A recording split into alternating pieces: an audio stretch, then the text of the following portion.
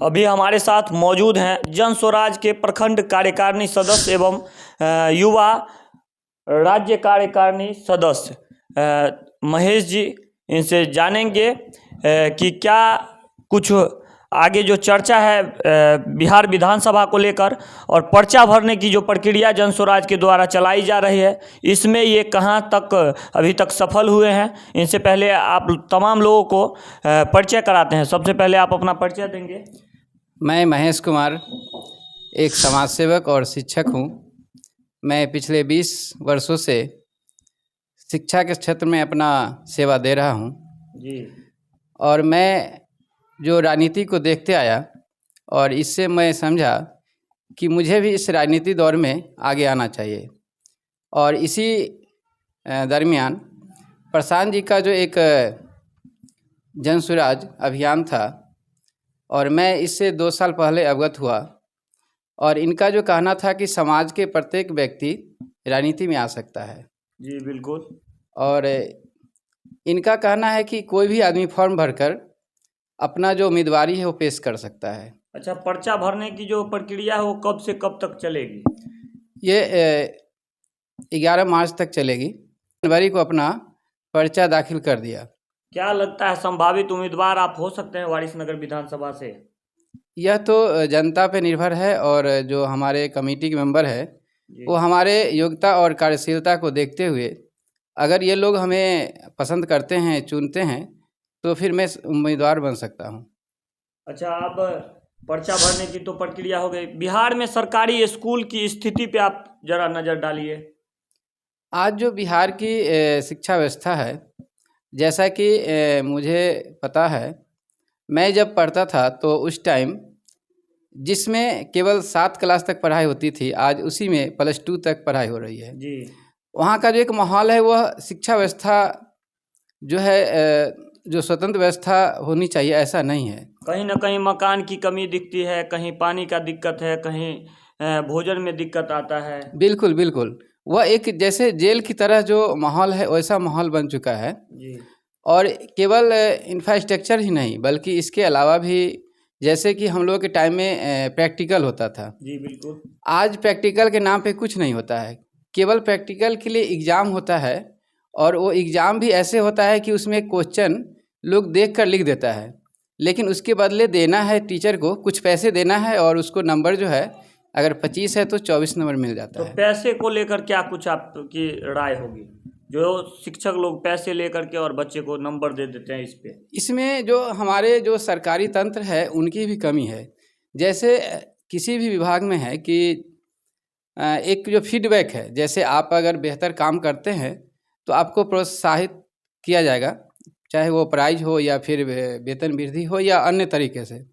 अगर आप काम नहीं करते हैं तो आपको उसके लिए पनिशमेंट दिया जाएगा, लेकिन हमारे यहाँ ऐसा कुछ नहीं है।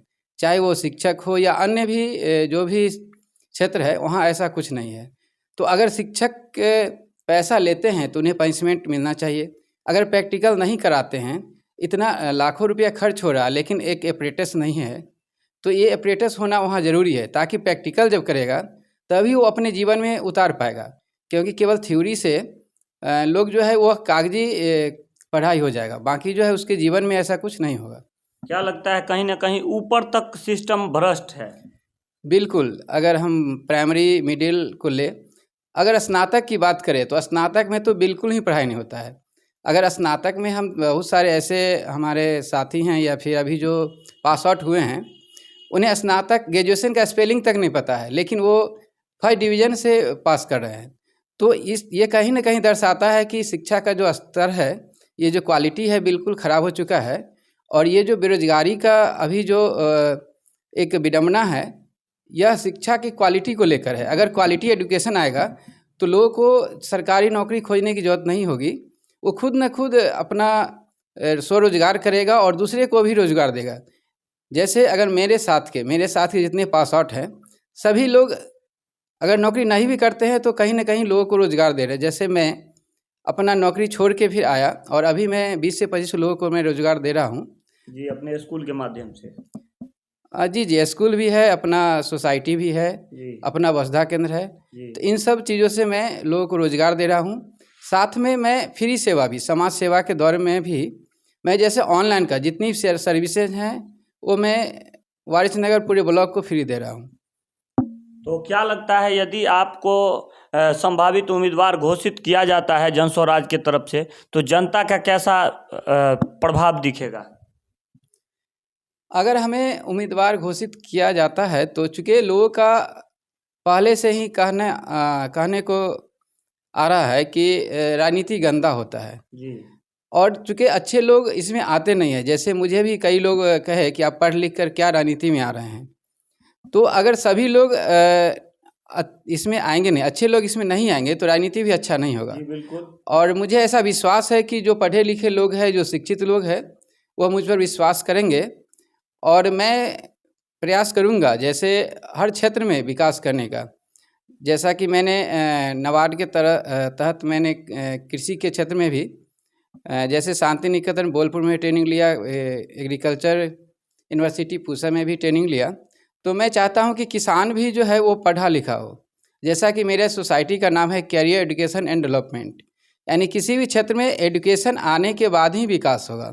ऐसा नहीं कि केवल मूर्ख लोग जब तक किसानी करते रहेंगे, किसान जब तक मूर्ख होगा तब तक कृषि की स्थिति सुधार नहीं होगा। इसीलिए किसान भी पढ़ा लिखा होना चाहिए। लेकिन आज की जो स्थिति है, सभी किसान या तो मूर्ख हैं, अगर जो किसान पढ़ लिख लेते हैं वो किसानी करना छोड़ देते हैं। तो पढ़े लिखे किसान भी हो और किसान में भी एक क्रांति, खेती में भी एक क्रांति आए। जैसे ऑर्गेनिक फार्मिंग है, या फिर जैसे आज जो हम लोग प्लानिंग किए हैं कि कस्टम हायरिंग सेंटर, यानी जो कि हर पंचायत स्तर पे हो, जिससे क्या है कि एक यंत्र बैंक होगा। जैसे आधुनिक यंत्र जो है कोई एक किसान नहीं खरीद पाता है, तो पूरे किसान को मिलाकर जो आधुनिक यंत्र होगा जिससे सभी लोग उसका उपयोग करेंगे और एक बेहतर कृषि किया जा सकेगा। चलिए, अब आप लोग क्या सोचते हैं महेश सर के बारे में कमेंट सेक्शन में ज़रूर कमेंट कीजिएगा। फिलहाल इतना ही। जय हिंद, जय भारत, जय बिहार।